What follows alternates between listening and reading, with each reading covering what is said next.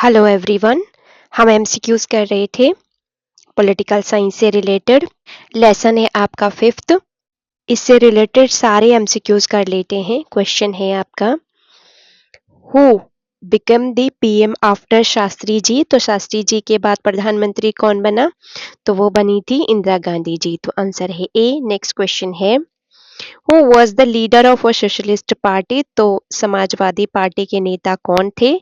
तो वो थे राम मनोहर लोहिया जी। तो आंसर है बी। नेक्स्ट क्वेश्चन है, why fourth general election called political earthquake. चौथे आम चुनाव को राजनीतिक भूकंप क्यों कहा गया? इसके बाद कांग्रेस के अंदर ही कॉन्फ्लिक्ट पैदा हो गया था। 1967 के चुनाव होते हैं और कांग्रेस डिवाइड हो जाती है। 7 स्टेट में कांग्रेस चुनाव हार जाती है, लेकिन 283 सीट्स लोकसभा इलेक्शन में फिर भी वो जीत जाती है और उनकी सरकार बन जाती है और इंदिरा गांधी जी प्रधानमंत्री बनती हैं। पॉलिटिकल अर्थक्वेक इस वे में भी कहा जा सकता है क्योंकि दो बहुत बड़े लीडर हमने खो दिए थे। तो वो थे हमारे नेहरू जी और शास्त्री जी। तो इसके पीछे बहुत सारे कारण हैं क्योंकि 62 में वॉर हुई, 1965 में भी वॉर हुई, तो भारत की हालत काफी वीक हो गई थी। तो इसके पीछे बहुत सारे कारण हैं और जितना वोट पहले कांग्रेस पार्टी को मिला करता था वो उतना वोट कांग्रेस पार्टी को नहीं मिला। तो इसके पीछे बहुत सारे कारण हैं कि ये पॉलिटिकल अर्थक्वेक क्यों कहा जाता है। फिर उसके बाद तो कांग्रेस में अंदर ही कॉन्फ्लिक्ट पैदा हो गया। तो यहाँ पे आंसर है डी। नेक्स्ट क्वेश्चन है, which of the following states won fourth general election by Congress. निम्नलिखित में से किस राज्य में कांग्रेस ने चौथा आम चुनाव जीता था? तो उत्तर प्रदेश तो हार गए थे, बिहार भी हार गए थे, पंजाब भी, लेकिन मध्य प्रदेश जीत लिया था। तो आंसर है बी। नेक्स्ट क्वेश्चन है, फुल फॉर्म ऑफ डीएमके। तो द्रविड़ा मोनित्रा कजगम। नेक्स्ट क्वेश्चन है, what is the meaning of defection. दल बदल का क्या अर्थ है? When MLAs elected for one party but somehow she join another party for any kind of offer। Financial offer हो सकता है या मिनिस्ट्रियल पोजीशन ऑफर हो सकती है। तो करोड़ों रुपए में एमएलए खरीदे जाते हैं और उनको लालच भी दिया जाता है कि हम तुम्हें मिनिस्टर बना देंगे, ठीक है, बड़े बड़े पदों को दे देंगे आपको, तो आप हमारी पार्टी में आ जाओ, ठीक है। तो ये इस तरीके से दल बदला जाता है। इट इज नॉन डिफेक्शन, इसी को डिफेक्शन कहा जाता है। 1985 में राजीव गांधी की सरकार आती है और लेके आ जाती है anti defection law. 52nd amendment होता है 1985 में और 10th शेड्यूल में इसको जोड़ दिया जाता है। अब ये क्या कहा जाएगा? ऑफेंस कहा जाएगा अगर कोई इस तरीके से दल बदलता है, लेकिन उसके पीछे टर्म एंड कंडीशन है। तो आंसर है यहाँ पे डी। नेक्स्ट क्वेश्चन है, Why is Aaya Ram Gaya Ram said for politician। Aaya Ram Gaya Ram राजनेताओं के लिए क्यों कहा जाता है? इसके पीछे बहुत इंटरेस्टिंग स्टोरी है। गया लाल एमएलए थे हरियाणा के। उन्होंने एक दिन में 3 या 4 बार अपनी पार्टी बदल दी थी। एक पार्टी से दूसरी, दूसरी पार्टी से फिर पहली, पहली पार्टी से फिर दूसरी, फिर दूसरी पार्टी से फिर पहली पार्टी में आ गए।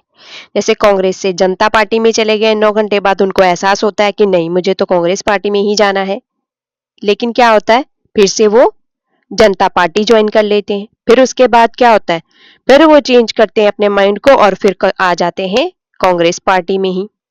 तो वो कांग्रेस पार्टी में आ जाते हैं तो हरियाणा के मिनिस्टर थे राव नरेंद्र सिंह जी।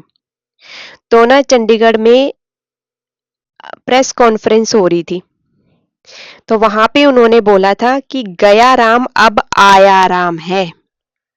तब से जो दल बदलते हैं ना, उनको ये कहा जाता है कि ये आयाराम गयाराम है, मतलब कटाक्ष किया जाता है उनके ऊपर, मजाक बनाया जाता है। आंसर है D, all of the above. पर एमएलए खरीदे जरूर जाते हैं। नेक्स्ट क्वेश्चन है, K Kamaraj was which of the following states chief minister? K Kamaraj निम्नलिखित में से किस राज्य के मुख्यमंत्री थे? तो वो थे तमिलनाडु के। तो आंसर है सी। नेक्स्ट क्वेश्चन है, which of the following minister introduced mid day meal scheme for school children? तो निम्नलिखित में से किस मंत्री ने स्कूली बच्चों के लिए मध्याह्न भोजन योजना शुरू की थी? तो वो भी के कामराज जी थे। तो आंसर है ए। नेक्स्ट क्वेश्चन है, व्हाट वाज द के कामराज प्लान इन 1963 में? वो क्या कहते हैं कि कांग्रेस के जो ओल्ड लीडर हैं उनको रिजाइन कर देना चाहिए। क्यों? ताकि जो न्यू यूथ है, यंग जनरेशन है, वर्कर्स हैं जो, can take charge in party, ताकि वो पार्टी को संभाल सके। तो ये के कामराज प्लान के नाम से मशहूर था। तो आंसर है डी। नेक्स्ट क्वेश्चन है, what was syndicate? Indian National Congress O को सिंडिकेट कहा जाता है। ये स्प्लिट हो गए थे कांग्रेस आर और कांग्रेस ओ में। आगे आने वाले क्वेश्चन में मैं बताऊंगी। It was within Congress party led by Kamaraj ji. ठीक है। सिंडिकेट ने इंदिरा गांधी जी को प्राइम मिनिस्टर बनने में बहुत ज्यादा हेल्प की थी। ठीक है, बिग रोल अदा किया था इन्होंने। तो आंसर है D, all of the above सही है। नेक्स्ट क्वेश्चन है, which of the following were powerful leaders in syndicate? निम्नलिखित में से कौन सिंडिकेट में शक्तिशाली नेता थे? तो फर्स्ट है एन संजीवा रेड्डी, आंध्र प्रदेश से थे वो। अतुल्य घोष वेस्ट बंगाल से, और एस के पाटिल मुंबई से। तो आंसर है डी। आपकी एनसीईआरटी बुक में और भी लिखे हुए हैं, वो आपने जरूर चेक करने हैं, क्रॉस चेक जरूर कर लिया करें। ठीक है। नेक्स्ट क्वेश्चन है, हु वाज एस निजालिगप्पा? तो वो फोर्थ चीफ मिनिस्टर थे मैसूर के, जो अब कर्नाटका कहा जाता है। सीनियर कांग्रेस लीडर थे सिंडिकेट में, member of constitution assembly and played the big role in Karnataka unification movement में उन्होंने बहुत बड़ा योगदान दिया था। तो आंसर है डी। नेक्स्ट क्वेश्चन है, what is the meaning of Congress O and Congress R? Congress O का मतलब है ऑर्गेनाइजेशन लेड बाय कामराज। तो ओ का मतलब ऑर्गेनाइजेशन है, आर का मतलब है रिक्विजिशन। इसको लीड कौन कर रहा था? इंदिरा गांधी जी। 1969 में कांग्रेस ओ और कांग्रेस आर बन गई। तो आंसर है D, all of the above सही है। नेक्स्ट क्वेश्चन है, who was Karpoori Thakur? Very very important question. Question आ जाएगा कि कर्पूरी ठाकुर को कब भारत रत्न अवार्ड मिला?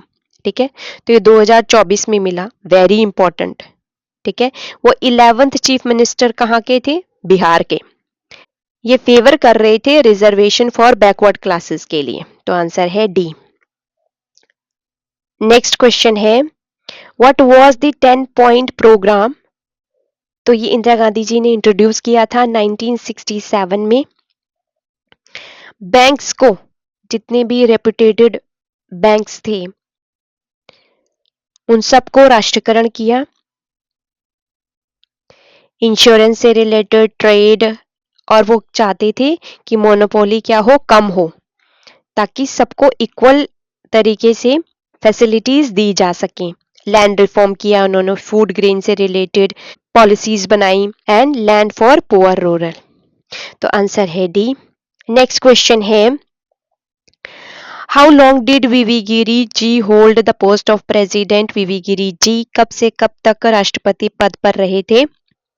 तो वो रहे थे 1969 से लेकर 1974 तक। तो आंसर है ए।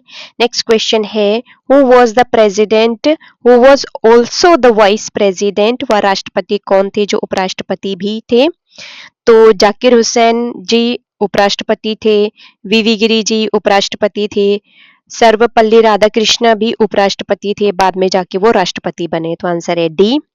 नेक्स्ट क्वेश्चन है, in which year president Zakir Hussain died? तो राष्ट्रपति जाकिर हुसैन की मृत्यु किस वर्ष हुई थी?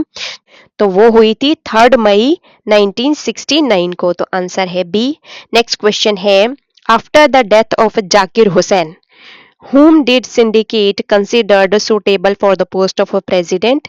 तो जाकिर हुसैन की मृत्यु के बाद सिंडिकेट किसे राष्ट्रपति पद के लिए उचित मानती थी? तो वो संजीवा रेड्डी को मानते थे कि राष्ट्रपति ये बनने चाहिए। वीवी गिरी को कौन बनाना चाहती थी? तो वो थी इंदिरा गांधी जी। वो चाहती थी कि वीवी गिरी ही प्रेसिडेंट बने भारत के। नेक्स्ट क्वेश्चन है, how many leading banks were nationalised by Indira Gandhi ji?